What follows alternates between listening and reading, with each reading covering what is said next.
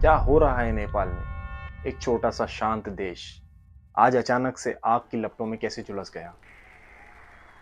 नेपाल को कभी हम किसी ट्रैवल व्लॉग में या माउंट एवरेस्ट की किसी मैप में देखा करते थे, लेकिन आज नेपाल की जनता, नेपाल के यूथ, नेपाल के स्टूडेंट सड़कों पर उतरकर सरकार के खिलाफ एक मासिव जंग लड़ रहे हैं। एक ऐसी जंग जो शुरू तो हुई थी स्मार्टफोन और सोशल मीडिया से, लेकिन आज जा पहुंची है पार्लियामेंट तक। सितंबर 4, 2025 केपी शर्मा ओली, नेपाल की गवर्नमेंट एक विधेयक पास करती है जिसमें व्हाट्सएप, फेसबुक और एक्स ऐसे कई अन्य सोशल मीडिया प्लेटफॉर्म पर बैन लगा दिया जाता है। ये बैन जेन जी के लिए एक रेड लाइन था। उनकी लाइवलीहुड, उनका कनेक्शन, उनकी आवाज, सभी चीजें उनसे छीन ली गई थी। सितंबर 8, 2025 काठमांडू की सड़कों पर हजारों यूथ उतरते हैं।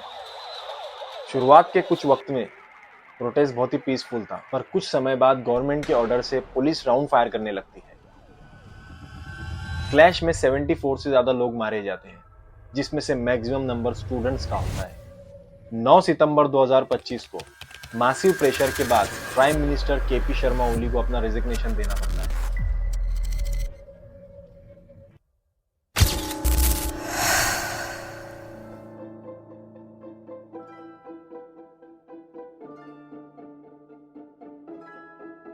नेपाल सदियों तक एक हिंदू मोनार्क रहा है।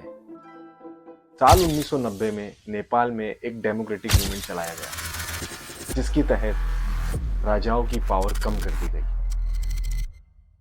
साल 2006 में नेपाल में एक ऐतिहासिक आंदोलन देखा जाता है, जिसे जन आंदोलन कहा गया।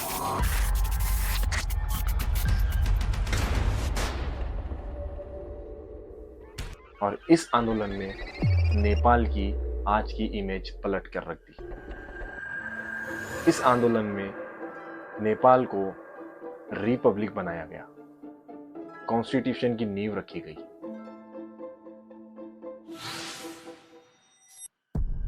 एक नया कॉन्स्टिट्यूशन बना।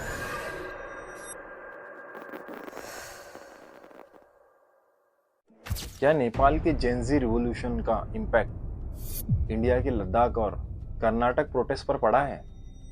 जेन जी ने पॉलिटिक्स का कंट्रोल अपने हाथ में लिया। एक ऐसी जनरेशन जो अब तक डिजिटल थी, आज अचानक सड़कों पर उतर चुकी है। आज ये जनरेशन अपनी आइडेंटिटी और करप्शन और फेक प्रॉमिस पर सवाल उठा रही है। लद्दाख आज दो बड़ी ताकतों के बीच पिस रहा है। एक तरफ चीन के साथ बरसों पुराना झगड़ा और दूसरी तरफ अपनी ही सरकार से लड़ाई।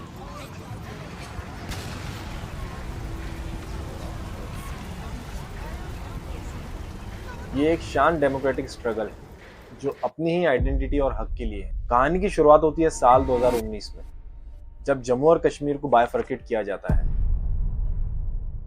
लद्दाख को एक यूनियन टेरिटरी बना दिया जाता है। यूनियन टेरिटरी का मतलब हम शॉर्ट में समझे, ये स्टेट पूरी तरीके से सेंटर कंट्रोल में होता है। यहाँ पे इलेक्शंस कंडक्ट नहीं किए जाते और लोकल रिप्रेजेंटेटिव नहीं होते। जब लद्दाख को यूनियन टेरिटरी में कन्वर्ट किया गया, लोग वहां खुश थे, लेकिन जल्द ही उन्हें रियलाइज होने लगा यहाँ पर कोई लोकल रिप्रेजेंटेशन नहीं होगा और न ही इलेक्शंस होंगे। वांचुक ये जानते थे, यूथ अनएम्प्लॉयमेंट और डेमोक्रेसी छीन लेना ये एक बड़े मासिव प्रोटेस्ट को न्योता देने जैसा था। लद्दाख की जनता, जिसमें लेह एपेक्स बॉडी और कारगिल डेमोक्रेटिक अलायंस जैसे बॉडी शामिल है, उन्होंने सरकार के सामने दो डिमांड रखी है। सबसे पहली कि लद्दाख को कंप्लीट पूरे स्टेट का दर्जा दिया जाए और दूसरी कि लद्दाख को 6 शेड्यूल में शामिल किया जाए। 6 शेड्यूल लद्दाख के लिए इसलिए जरूरी है क्योंकि लद्दाख के अंदर रहने वाली 90% पॉपुलेशन ट्राइबल कम्युनिटी से बिलोंग करती है। 6th शेड्यूल लोकल गवर्नमेंट को पूरी ऑटोनॉमी देता है, ट्राइबल एरिया और ट्राइबल एरिया के लैंड कल्चर को एक प्रोटेक्टिवनेस देता है। 24 सितंबर 2025 को जब निगोशिएशन गवर्नमेंट के साथ फेल हो जाता है, ये पीसफुल प्रोटेस्ट जल्द ही विद्रोह में बदलने लगता है, क्योंकि उन्हें इस बात का डर है कि बाहर के आए हुए लोग उनकी फर्जाइल इकोलॉजी और जमीन को बर्बाद कर रहे हैं।